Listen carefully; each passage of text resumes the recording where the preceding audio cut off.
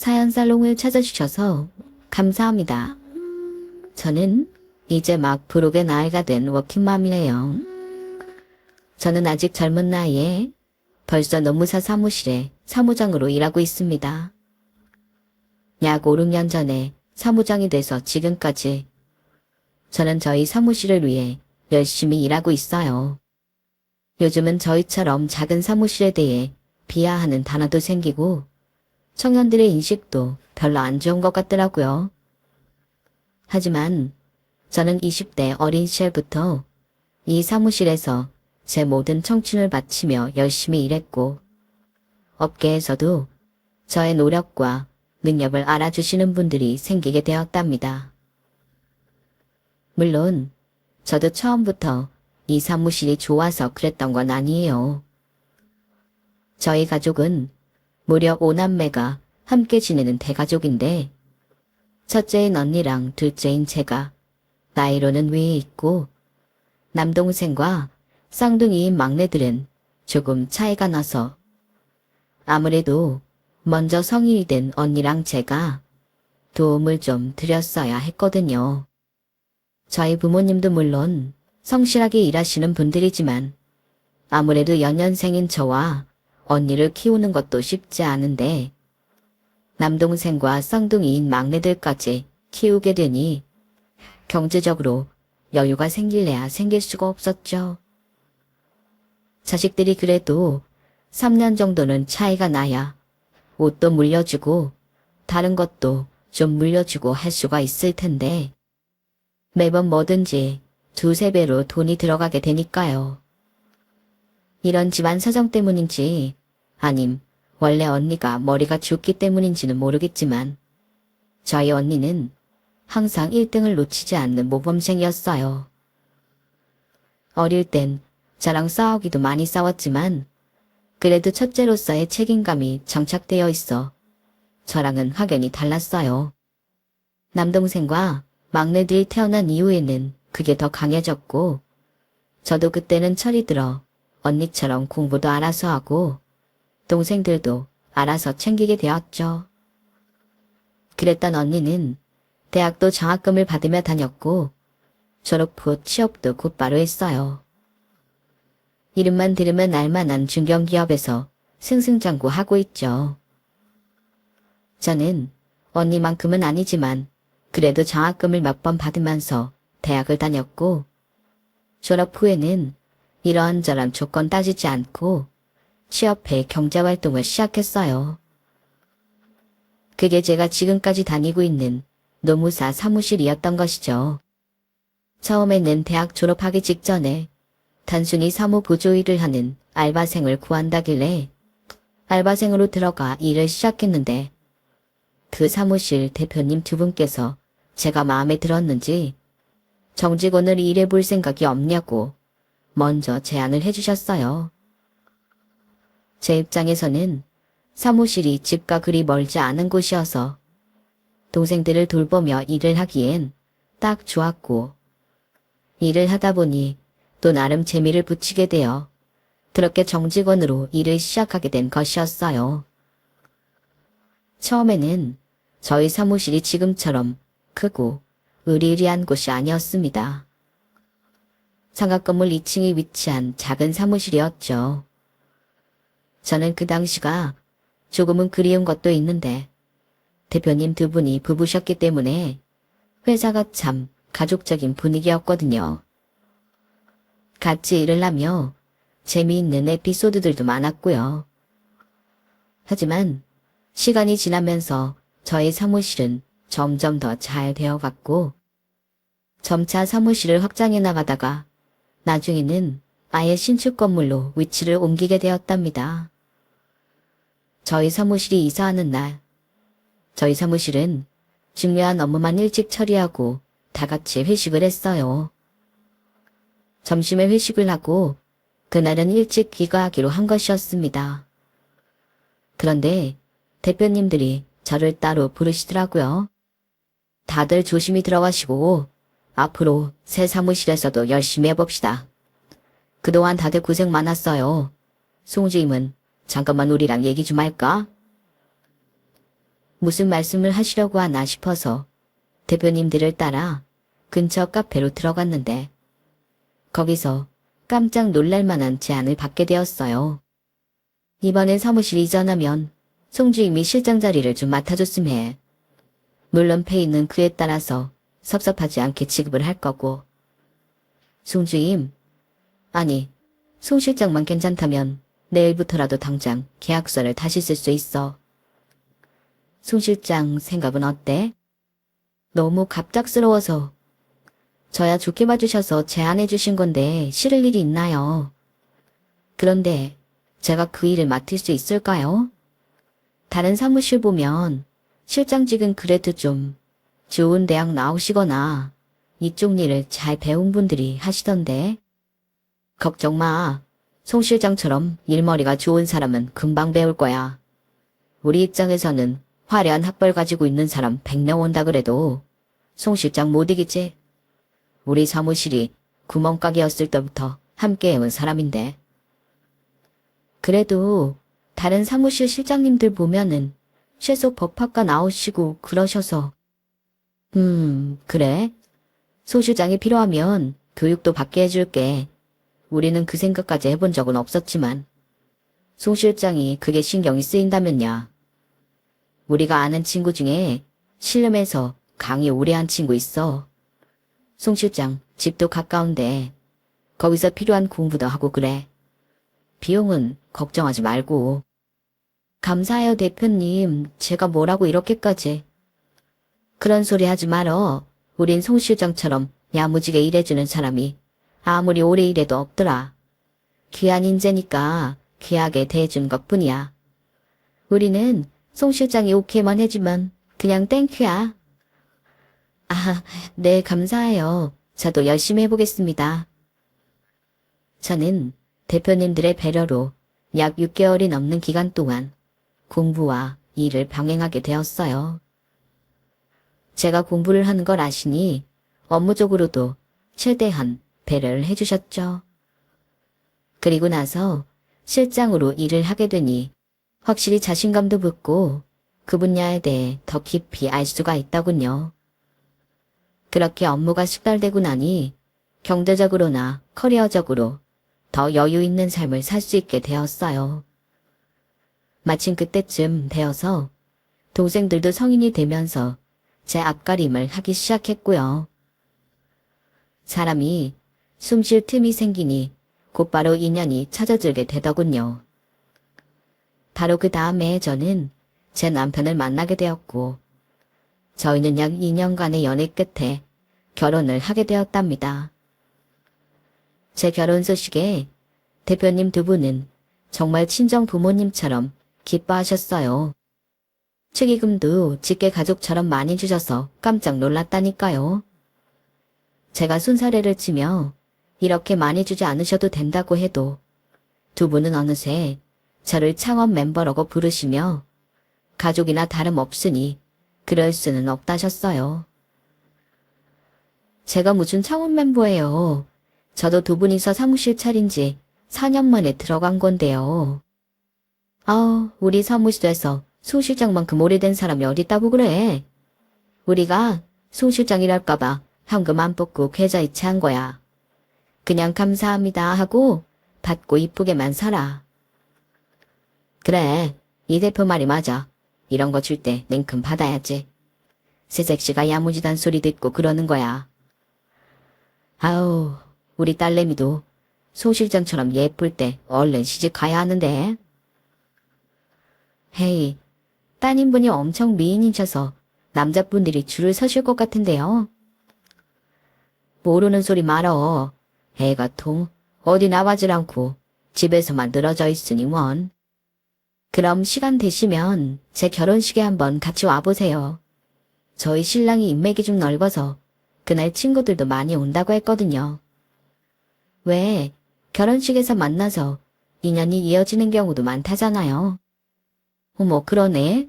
송 실장 남편이 금융위 일하잖아. 그래. 딸내미도 같이 데려가야겠다. 대표님 부부에겐 저랑 동갑인 딸이 한 명 있었는데 첫째 아들과는 5살 차이가 나는 막둥이로 어려서부터 금이야 오기야 하고 키우셨다고 해요. 자세하게는 모르겠지만 딸이 어렸을 때 몸이 좀 약했던 것 같은데 그래서 두 분이 더욱더 귀하게만 키우셨다고 합니다. 저도 그 딸이 몇 번 저희 사무실에 왔어서 얼굴을 봤었어요. 그 사람은 대표님 두 분의 장점만 쏙 빼닮아 정말 미인이었어요. 인상이 좋은 대표님들과는 다르게 그렇게 살가운 느낌은 없었지만요. 딱 보면 새침대기 부잣집 외동딸 같은 인상이었습니다. 그래도 저는 워낙 저희 대표님들이 좋은 분들이신 걸 알았기에 그때까지는 그 딸이 그렇게 나쁘게 보이지는 않았어요. 대표님들은 정말로 제 결혼식에 딸을 데려왔고 딸은 제 결혼을 축하하는 기색은 하나도 없고 내내 피곤한 표정만 짓는 것 같더군요. 그렇지만 그날은 워낙 저도 정신이 없었기에 그런 거에 하나하나 신경 쓸 겨를이 없었어요. 신혼여행까지 다녀온 뒤 다시 업무에 복귀해 열심히 일을 하는데 어느 날 저희 신혼집에 집들이를 온 남편의 동생, 그러니까 도련님이 어렵게 이야기를 꺼내는 겁니다.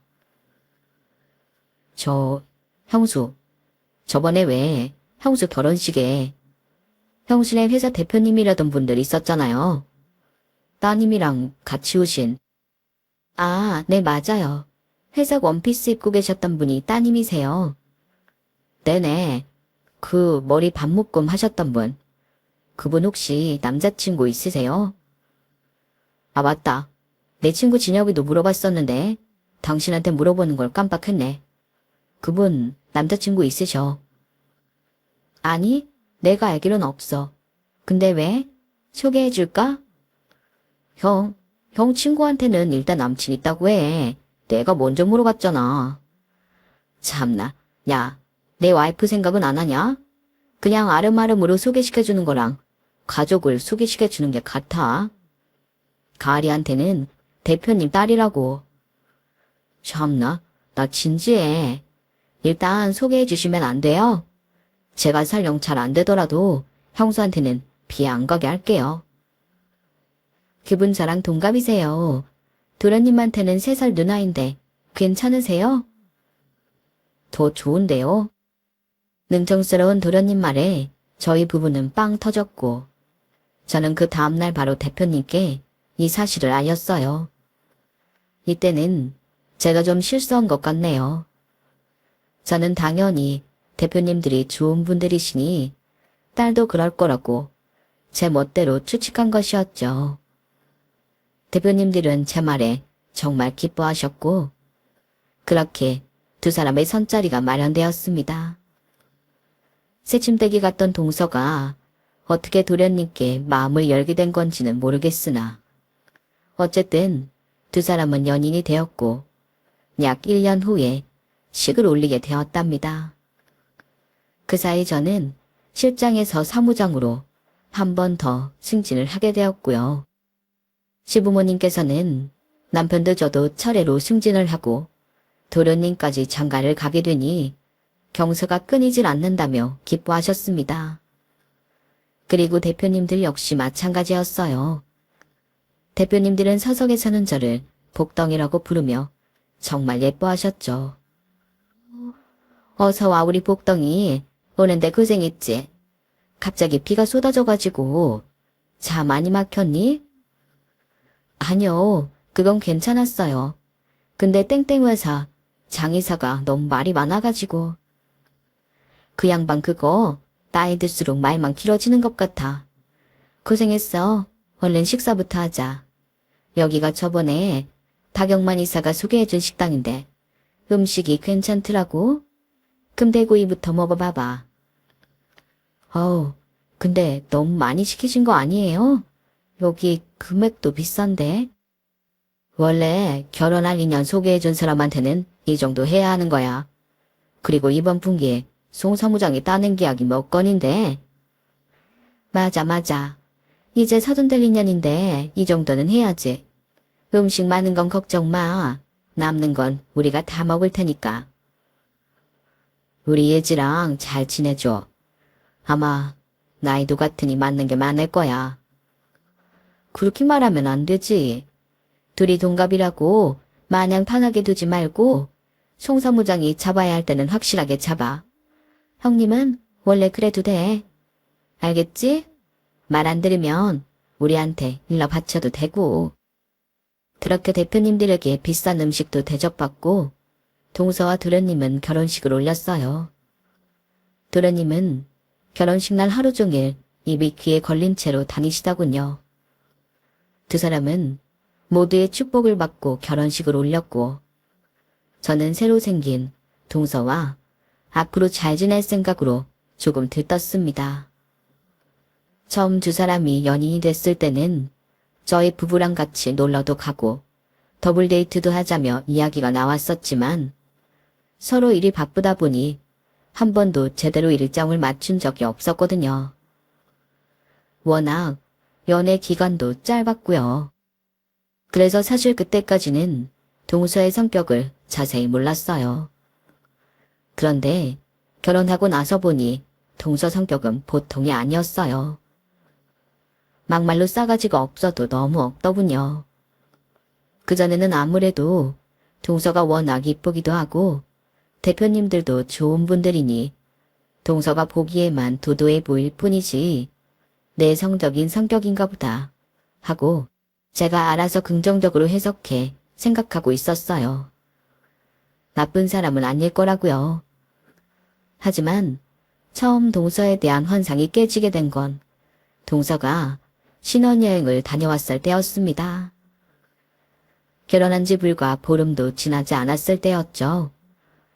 아무래도 대표님들이 두 분 다 돈을 잘 버시고 도련님도 IT 회사를 다니며 높은 직급인 분이셨기에 동선의 신혼집은 정말 좋은 곳이었어요. 초호화라고 해도 과언이 아니었죠. 서울에 위치한 비싼 땅들 중에서도 유명한 지역에 그것도 50억짜리 고급 빌라에 들어갔거든요. 동서의 신혼집은 정말 현관부터 복도까지 번쩍이지 않는 구석이 없이 으리으리하더군요. 남편이 주차를 하는 동안 저는 선물을 챙겨 먼저 올라가 있기로 했어요. 저는 설레는 마음으로 초인종을 눌렀는데요. 현관문 열리는 소리가 나서 안에서 사람이 열어준 것인 줄 알았는데 아무도 없더라고요.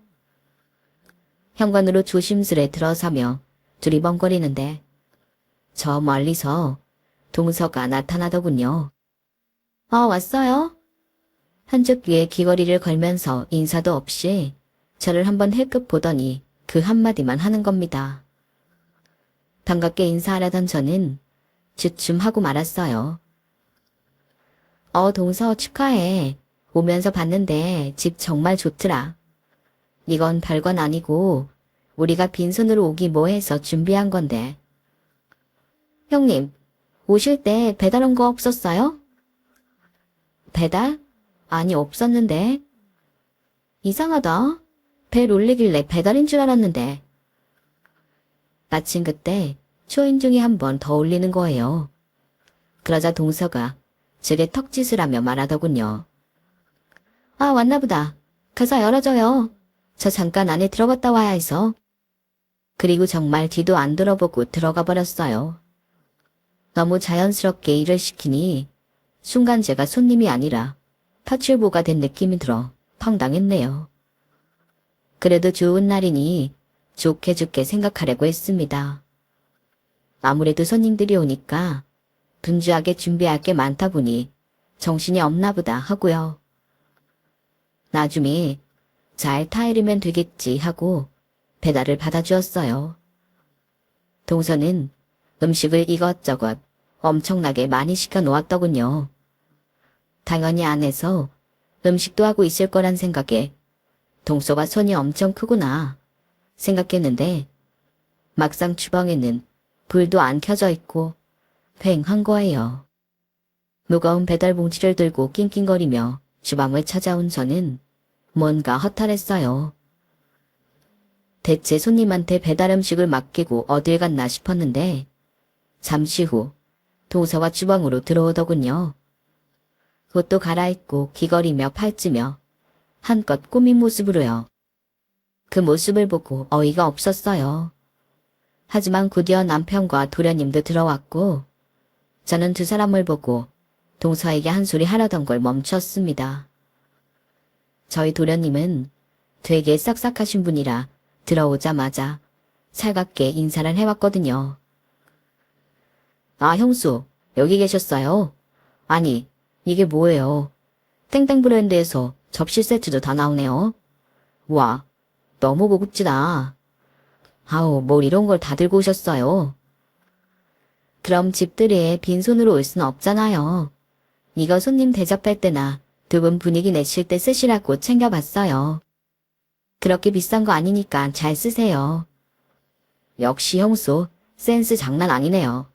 근데 이거 비싸 보이는데? 이 브랜드에서 나온 건 티슈 한 장이라도 몇만 원일 텐데. 고마워요 정말. 얼른 앉으세요. 저희가 음식 차릴게요.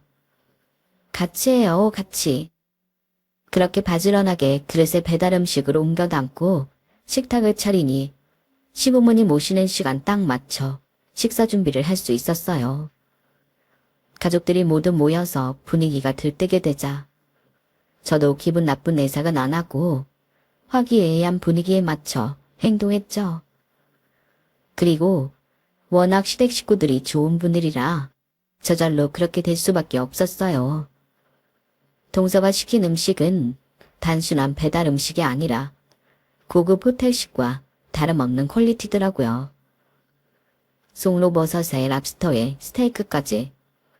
덕분에 확실히 분위기가 더 좋아졌던 것은 사실이네요. 아우, 이 귀한 걸. 둘째 아가 차리느라 너무 고생했다. 집도 어쩜 이렇게 예쁘게 꾸며놨니? 그러게, 우리 집이랑 너무 비교되는 거 아니냐? 우리 집 거실이랑 화장실 합친 것보다 더위 주방이 더 크댔다. 에이, 안 그래. 보기에만 그렇지. 이쪽은 세탁실이야. 붙박이라 좀 넓어 보이는 건 있어. 이게 주방이 넓은 거예요? 사시는 곳이 얼마나 좋길래 그래요?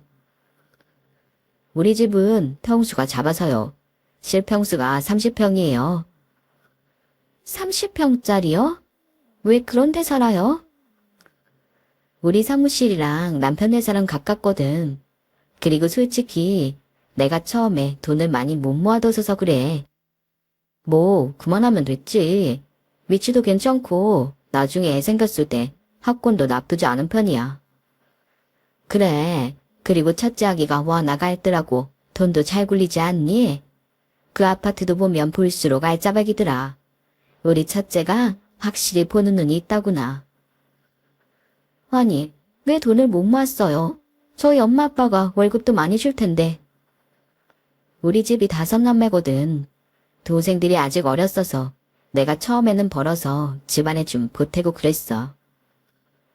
5남매요. 진짜 무식하게 많이 낳았네요. 동서의 마지막 말에 한순간 분위기는 싸해졌죠. 다들 당황한 눈빛으로 동서를 쳐다보고 할 말을 잃은 듯 했죠. 곧이어 시어머니가 엄한 목소리로 동서에게 한 소리를 하셨어요. 너, 그게 대체 무슨 모래한 소리니? 너희 형님, 그것도 형님 부모님한테 말이야. 5남매가 얼마나 다들 예쁘고 착한지 알아? 그렇게 다복한 집안인 게 오히려 축복이지. 같이 사는 우리 아들이랑 시부모의 누리도 네 형님을 얼마나 대견하게 생각하는지 모른다. 그런데 이제 막 막내로 들어와서 더 조심해야 하는 네가 어떻게 그렇게 말을 할 수가 있니? 아유, 엄마 말이 맞아. 당신이 뭘 좀 모르네. 요즘 우리 형수네 같은 애국자 집안이 얼마나 귀한데. 그리고 형수님 모남매 중에 반 이상이 수가의대학 나왔죠? 공부도 엄청 잘했잖아요. 네, 언니랑 막내들이 그랬어요. 동서, 남의 집에 대해 그렇게 함부로 말하는 거 아니야. 그리고 아까부터 내가 말 안 하려고 했는데 집들이 축하해주러 온 손님한테 그렇게 인사도 안 하고 당연한 듯 일 시키는 것도 예의가 아니고. 우리 부모님 두 분 다 성실하신 분들이고 자녀 계획을 일부러 크게 세우신 것도 다 우리들을 위해서였어. 앞으로 함부로 대하거나 말하는 행동은 자제해줬으면 좋겠다. 그래, 둘째 네가 말 실수했다. 형님한테 그렇게 할 말 못할 말 목걸이만 쓰나. 다음부터 주의하거라. 시아버지의 말을 끝으로 그 일은 일단락이 되었고 남편과 도련님의 노력으로 대화 주제는 다른 내용으로 넘어가게 되었어요. 어색했던 분위기는 곧 다시 풀렸고 저도 애써 웃으며 식사를 마쳤죠. 집으로 돌아오는 길에 남편은 저를 한 번 더 달래줬어요. 아까 재수가 말을 심하게 해서 속상했을 텐데 집에 가다가 당신 좋아하는 디저트라도 하나 먹고 가자. 오늘 일은 마음에 담아두지 말고 풀어. 다음에 또 그러면 그때는 나도 따끔하게 한 소리 할 테니까. 그날은 그렇게 남편과 달달한 초콜릿 케이크를 먹으며 마음을 풀었어요. 그리고 그 이후에는 한동안 동서에 대해 신경을 끄고 살았죠. 매일 출근해서 마주하는 대표님들께도 별말 않고 평소처럼 지냈고요. 한번 이런 일이 있었다고 쪼르르 달려가 얘기하기도 그렇고, 그리고 아무래도 대표님들도 자기 딸 욕하는 말을 들으면 기분이 좋지는 않으실 테니까요. 괜히 좋았던 관계마저 망가지게 될까봐 저는 일단은 침묵을 택했습니다. 시댁 식구들이 모두 제 편인 걸로 좋겠어요. 할 일에만 집중하며 살다 보니 그날의 일은 점점 잊혀져 갔고 저희 집에서는 계속해서 겹경사가 생기게 되었는데요. 막내 동생들이 차례로 좋은 회사에 취직을 했고 셋째 동생도 결혼을 하게 된 것이었어요. 그리고 화룡점정은 저였는데 저희 부부에게 선물과도 같은 아이가 생기게 된 것이었죠. 시댁 식구들도 진심을 다해 축하해 주었답니다. 남편과 저는 서로 눈물을 흘릴 정도로 기뻐했어요. 임신 소식을 알리고 몇 주 뒤에 시댁 식구들은 저희 부부를 축하해 주기 위해 저희 집으로 찾아왔어요. 첫 손주가 생긴 시부모님은 입이 귀에 걸리셨다고 해도 과장이 아니었죠. 아무것도 준비하지 말라니까, 참. 원래 임신 초반에 여자가 이렇게 힘쓰는 거 아니다. 무슨 음식을 이렇게 많이 했어? 아들, 임신한 아내가 이렇게 요리하게 그냥 냅뒀니? 아니에요, 어머님. 나물이랑 찌개만 제가 하고 나머진 남편이 해줬어요. 아버님, 어머니야말로 편하게 오시라니까. 뭘 이렇게 많이 챙겨오셨어요? 이게 다 뭐예요? 아침 저녁으로 식사 전에 먹거라. 이게 임신했을 때 그렇게 좋다더라고. 그런데 아가, 입덧은 없니? 멀쩡해 보이는구나. 네, 저 저번 주에 잠깐 속이 울렁거리길래 입덧인가 싶었는데 잠깐 그러다 말더라고요. 저희 엄마도 입덧이 거의 없는 편이셨다고 하는데 저도 엄마 닮아서 그런가 봐요. 다행이다, 다행이야. 그럼 바지런히 챙겨 먹거라. 골고루 먹어야 아이도 너도 건강한 법이다. 온갖 몸에 좋은 음식이며 약재들을 잔뜩 챙겨오신 시어머니는 제 손을 꼭 잡아주시면서 당부를 많이 해주셨어요. 정말 저를 친딸처럼 챙겨주시는 모습에 마음이 얼마나 따뜻해졌는지 모릅니다. 시아버지 역시 무뚝뚝한 말투셨지만 언제든 필요한 게 있으면 말하라며 저를 다독여 주셨답니다. 곧이어 도련님과 동서도 도착했고 온 가족이 함께 식사하며 한동안 아이 이야기가 끊이질 않았어요. 동서는 제게 축하한다 어쩐다 얘기는 안 했지만 적어도 지난번과 같은 무례한 언행을 저지르진 않더군요.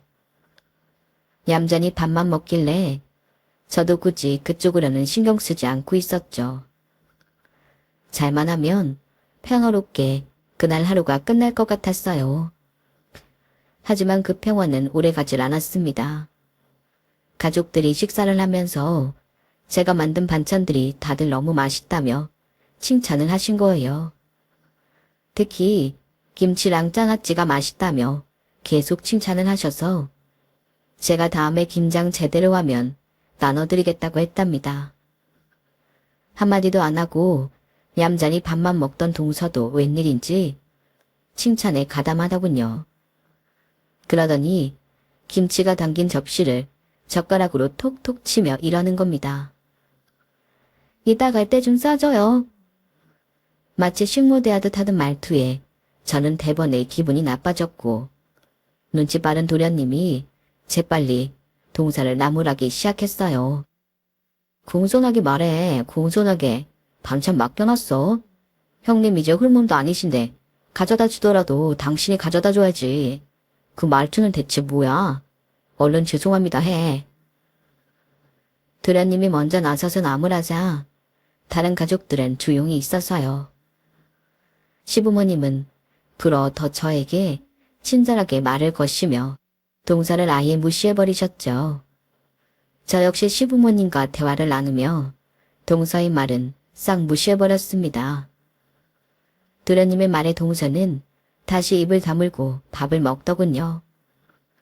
죄송하다는 말은 안 했지만 그냥 입 다물고 조용히 있어주는 것만으로도 저는 넘어갈 수 있었어요. 딱 이 타이밍에 화장실을 다녀오느라 시어머니께 뒤늦게 이야기를 전해들은 남편이 굉장히 화를 냈죠. 자기가 그때 있었어야 한다며 굉장히 아쉬워하면서요. 그래도 도련님 산에서 잘 정리가 됐으니 저는 괜찮다고 우선 남겼습니다. 설마 이 정도까지 가족들이 눈치를 주는데도 버릇을 못 고칠까 싶었어요. 나이도 먹을 만큼 먹은 사람이, 그리고 좋은 고등교육도 다 받고 자랐을 사람이 아무렴 이 이후에도 무리를 범할까 싶었죠. 놀랍게도 저의 이런 생각은 커다란 오산이었더군요. 계절이 바뀌고 제가 어느 정도 안정기에 접어들었을 때 저희 시부모님께서는 나란히 70번째 생신을 맞으셨어요. 두 분이서 생신이 거의 일주일 차로 붙어 있었기 때문에 그전에도 한꺼번에 축하를 해드렸었는데 이제는 칠순까지 껴있으니 저희는 큰맘 먹고 고급 한정실을 예약하고 효도관광도 함께 보내드렸답니다. 비록 자식인 저희는 같이 여행을 가지 못했지만 어르신들을 잘 모셔준다고 소문이 자자한 분을 찾고 찾아내 가이드를 시켜드렸죠. 식사를 마치고 이동을 하시면 됐었기에 저희는 일단 다 같이 식당에서 모이기로 했어요. 식당이 저희 사무실과 멀지 않은 곳이었기에 저는 차를 안 끌고 출근했다가 걸어서 식당으로 갔고 다른 사람들도 퇴근하는 대로 넘어오기로 했죠. 제가 가장 먼저 도착했는데 바로 뒤이어 도착한 사람은 동서였어요. 제가 먼저 동서의 차를 알아보고 아른차를 했는데요. 바로 주차를 하고 차에서 내릴 줄 알았던 동서는 주차 공간에 제대로 진입을 못하더라고요. 자리가 그렇게 좁은 것도 아니었는데 말이에요. 뒤엔 기다리는 차도 있고 그래서 제가 도와주려고 핸들을 일단 왼쪽으로 꺾으라고 말하기 위해 운전석 쪽으로 갔어요. 그런데 동서는 제가 다가가자마자 아예 시동을 끄고 내리는 거예요. 그러면서 제게 당연하다는 듯이 차 키를 넘기더라고요. 일단 급한 마음에 저는 아무 생각 없이 차에 타서 대신 주차를 해줬는데 막상 차를 타면서도 내가 왜 이러고 있지 싶은 생각이 드는 겁니다. 주차를 마치고 동서를 찾아보려 했는데 동서는 이미 온데간데 없더군요. 두리번거리며 1층 엘리베이터 앞으로 오자 거기서 태연하게 엘리베이터를 기다리고 있는 동서를 볼 수 있었죠. 저는 화가 나는 걸 꾹 참고 동서에게 말했어요. 갑자기 그렇게 차를 버려두고 가버리면 어떡해. 이 동네 안 그래도 차도 많고 복잡한데 이럴 거면 그냥 차를 끌고 오지 말지 그랬어. 형님이 했잖아요. 차 키요. 표정은 안 바뀌고 차 키를 달라며 손을 내미는데 그때 처음으로 애가 싸가지가 없어도 너무 없네 하는 생각이 들었습니다. 아무리 신경 안 쓰려고 해도 이건 도가 지나쳤잖아요.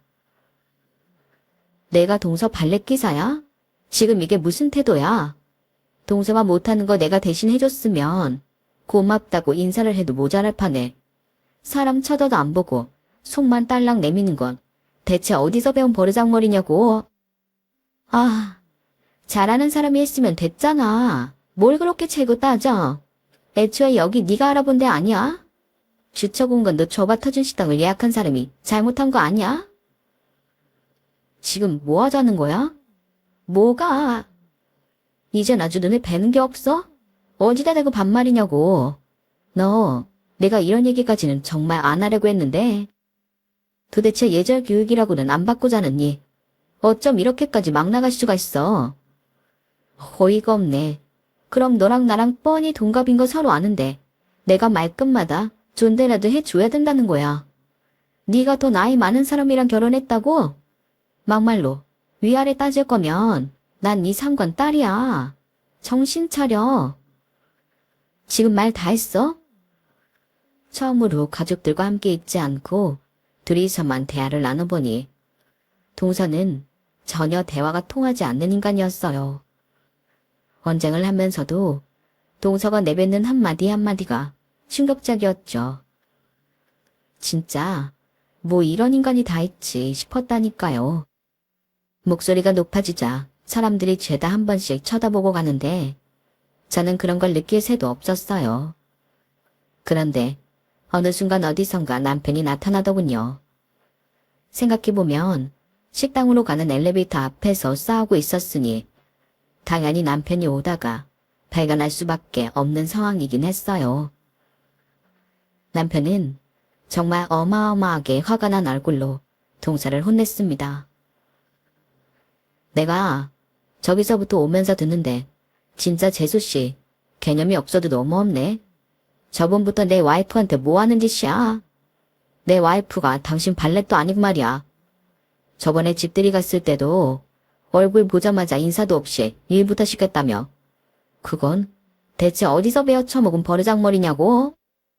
우리 와이프가 형님이건 친구건 간에 사람으로서 차려야 할 예의가 있는 거야.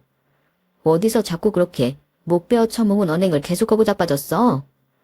계속 오냐오냐 넘어가 주니까 정신을 못 차리는 모양인데 이건 당신 부모 욕먹이는 짓이야. 알아? 누가 못 배워 처먹었다는 건지 모르겠네. 공공장소에서 목소리 높이고 남의 부모 욕하는 건 뭐 교양 있는 행동인 줄 알아요? 없이 사는 티 좀 그만 내요 진짜. 수준 떨어지게. 기가 막힌 동사의 말에 남편은 앞으로 그딴 식으로 굴 거면 가족 행사에 참석하지 말라고 으름장을 놨어요.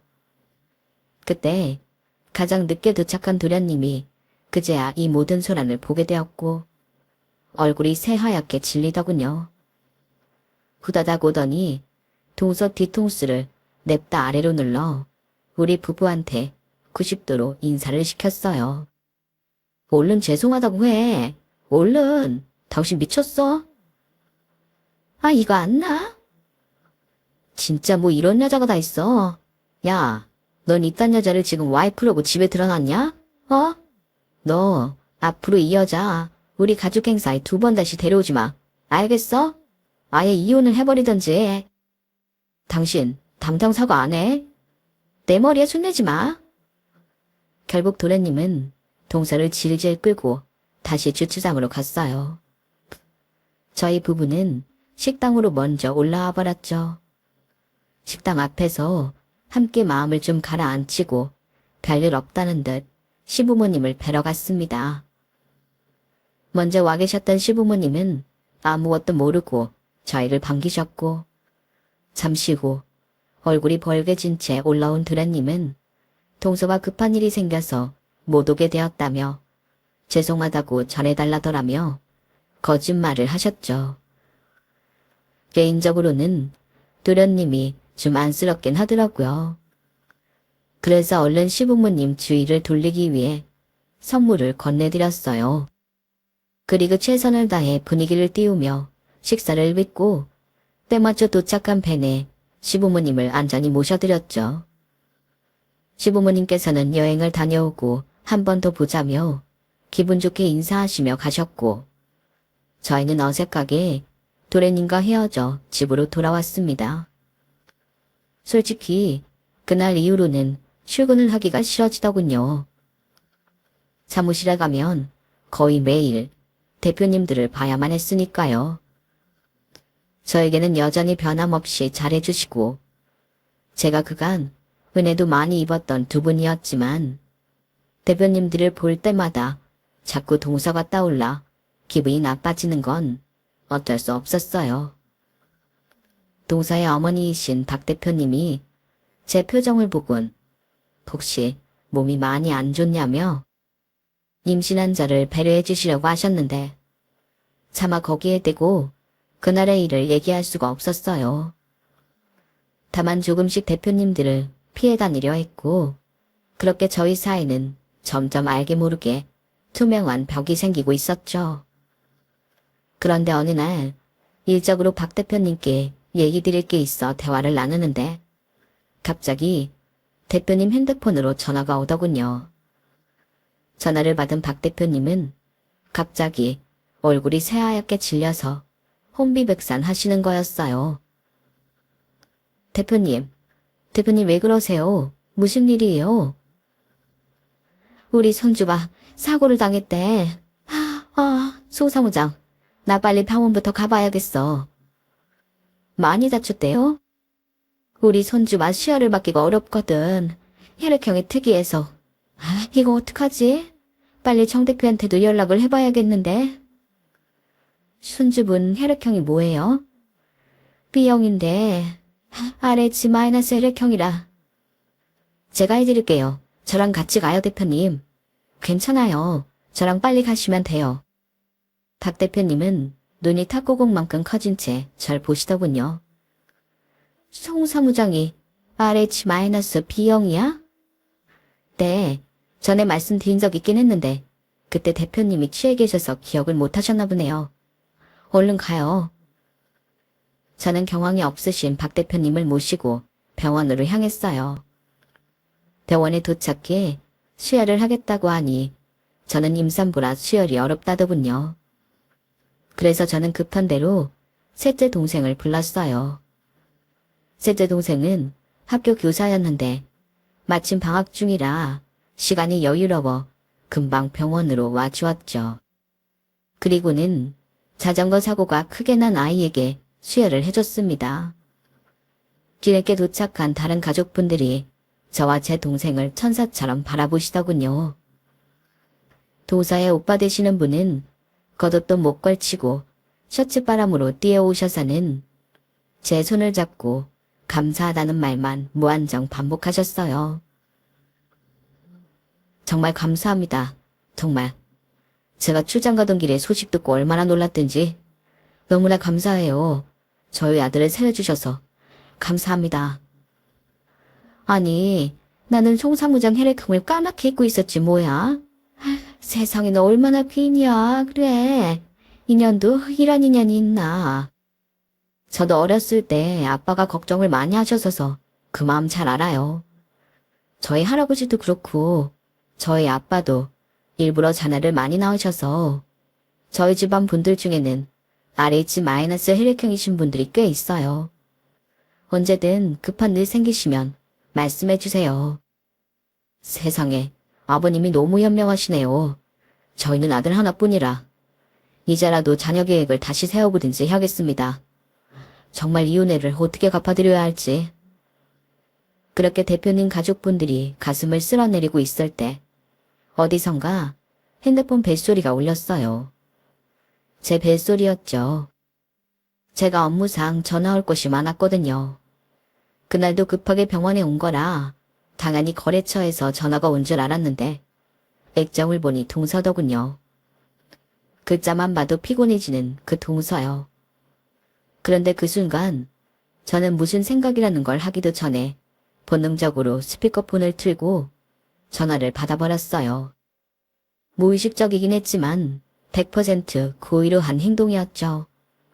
그러자 수화기 너머로 쌀쌀맞은 동서의 목소리가 흘러나오더군요. 너 동서, 무슨 시댁에 김장김치 갖다 줬어요. 통화 내용을 들은 대표님 가족들은 한순간에 얼어붙었고 저는 익숙한 듯 대꾸했어요. 저번에 너무 맛있다고 하셔서 하는 김에 좀 더해서 가져다 드렸지? 그때 나도 달라 그랬잖아. 오늘 집에 가면 택배로 보내요. 택배비 없으면 척불로 보내던지. 그건 봐줄 테니까. 사람이 말을 하면 대꾸를 해. 네가 해달라는 대로 요자도 붙여주고 있잖아. 제가 가만히 있자 박 대표님, 제겐 안 싸던 데는 동서의 엄마가 제 핸드폰을 낚아채 가셨어요. 그리고는 엄청나게 화를 내셨죠. 너 이 기집애, 너 지금 어디야? 엄마, 네 형님한테 이게 무슨 말버릇이야. 내가 너 이따구로 가르쳤어? 이 태만해진 거 사. 솔직히 일부러 들려드린 거긴 했지만 저도 박 대표님이 그렇게까지 화를 내실 줄은 몰랐어요. 동서의 오빠 되시는 분은 고개를 저으며 혀를 꿀꿀 찼고 정 대표님은 그 자리에서 차키를 집어들고 일어서셨죠. 송 사무장, 정말 미안해.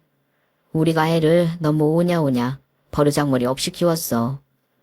그래도 말수는 적어서 애가 눈치라도 있는 줄 알았는데 우리도 딸애가 이 정도까지 막대 먹은 줄은 지금 알았네. 내가 사돈 총각 볼 낯이 없구만. 정말 미안해.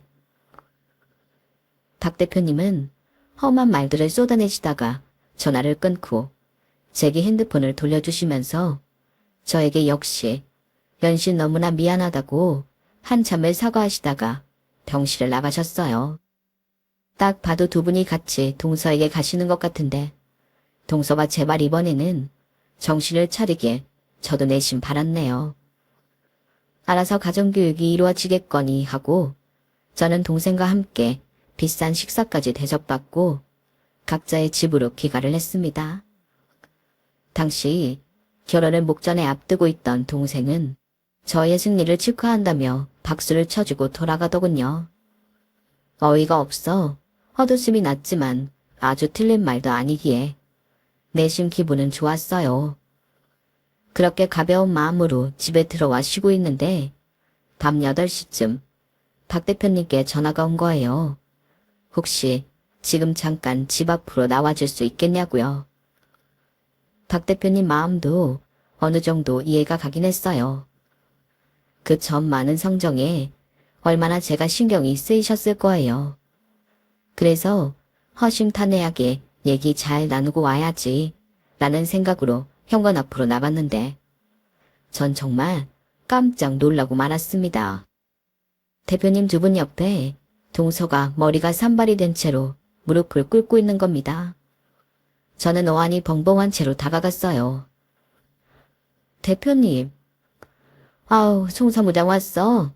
우리 딸이 늦은 밤이지만 할 말이 있다고 해서 갑자기 이렇게 불러내서 미안해. 동서가요? 많이 울었는지 잔뜩 잠기고 쉰 목소리로 더듬더듬 제게 사과를 해오는 것이었어요. 형님, 그동안 싸가지 없이 굴어서 죄송했습니다. 다신 안 그럴게요. 목소리 제대로 안 내. 박 대표님이 동서의 등을 엄청난 파워로 퍽퍽 내려치며 말했어요. 동서는 힘없이 앞으로 퍽퍽 밀려나며 저에게 다시 큰 소리로 사과를 했죠. 죄송합니다, 형님. 앞으로 버릇없이 굴지 않겠습니다. 저도 이 정도까지를 바라고 한 일은 아니었던지라 솔직히 좀 많이 놀랐어요. 그래서 저도 모르게 괜찮다며 동서를 일으켜 세웠죠. 알았어요, 알았어. 그래 동서, 사과를 받을 테니까 일어나. 대표님, 저가 다 풀렸어요. 저희 앞으로 잘 지내볼게요. 앞으로 한 번만 더 우리 딸이 감히 형님한테 반말하거나 싸가지 없이 굴면 언제든지 우리한테 얘기해. 알았지? 얘가 지혜미의 얼굴이 목칠해도 유분수지. 이렇게까지 굴 줄은 우리도 몰랐어. 그동안 너무 미안해. 송 사무장, 몸도 무거운데 얼른 들어가. 응? 우리가 앞으로 알아서 얘 교육시킬 테니까. 이제 들어가 쉬어. 춥다. 들어가. 그래서 저는 그렇게 동서와 대표님을 뒤로하고 집으로 다시 들어오게 되었답니다. 혹시나 하는 마음에 뒤따라 나왔던 남편도 동서의 몰골을 보고 할 말을 잃은 듯 저를 데리고 다시 들어왔죠. 그날 이후로 동서는 정말 제대로 변하게 되었어요. 더 이상 제게 반말을 하지도 않았고 심부름을 시키지도 않았죠. 시댁 식구들은 도련님을 통해 모든 사정을 전달해 들을 수 있었는데요. 대표님들은 그날 병원에서 곧바로 동서를 찾아가 머리채를 잡고 제대로 참교육을 시켰고 동서가 쓰던 카드들도 전부 뺏어버렸다고 해요.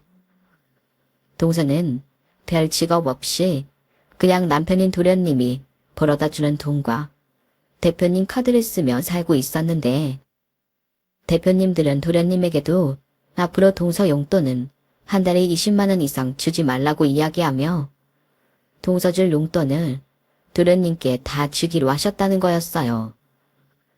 이혼 이야기까지 오가던 동서와 도련님의 관계는 대표님들의 특단의 조치로 인해 일단 더 나빠지지는 않은 듯 했죠.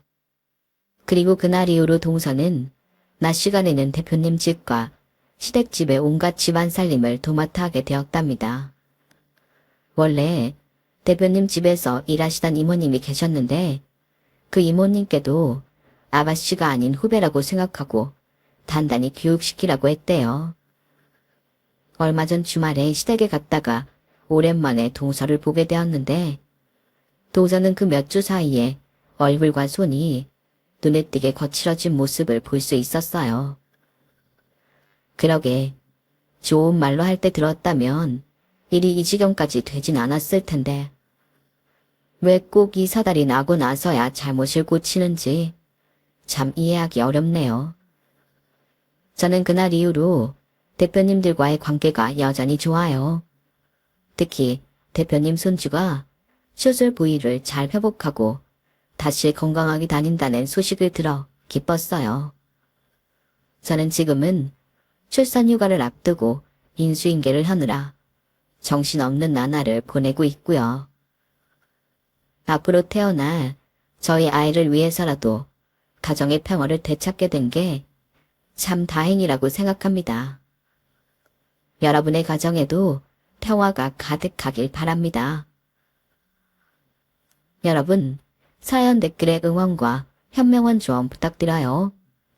좋아요와 구독은 저에게 큰 힘이 됩니다. 오늘도 좋은 일 가득하세요.